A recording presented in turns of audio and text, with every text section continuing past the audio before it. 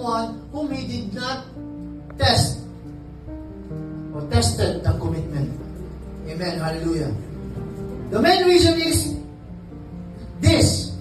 Because maybe this person will destroy the thing that God gave to him, or else maybe the person will be destroyed because he don't have the capacity and character to handle it. Amen. And that's called mercy. That's called God's mercy.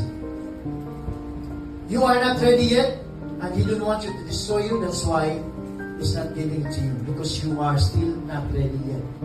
That's why God is testing your commitment. Amen. Hallelujah.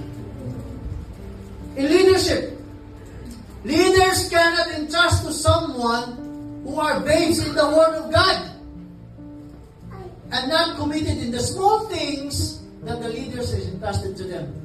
Amen. Hallelujah. That's why the Bible says in Matthew 25:23, 1, 2, 3, go. His master said to him, "Well done, good and faithful slave. You were faithful with a few things. I will put you in charge of many things. Enter the joy of your master." Amen. Hallelujah. No wonder Paul rejected John Mark. You know, John Mark, when the mission of John Mark and Barnabas and Paul, John Mark left Paul and Barnabas while in the mission and go home. That's why when John Mark tried to join again with Paul and Barnabas, Paul really rejected John Mark because he don't have commitment.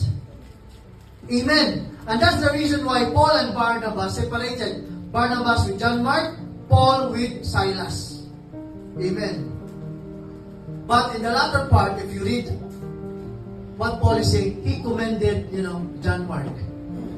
He said that John Mark is a committed person because he saw the commitment of John Mark, and he commended him to the churches. Amen. And that is why also we have the gospel according to Mark.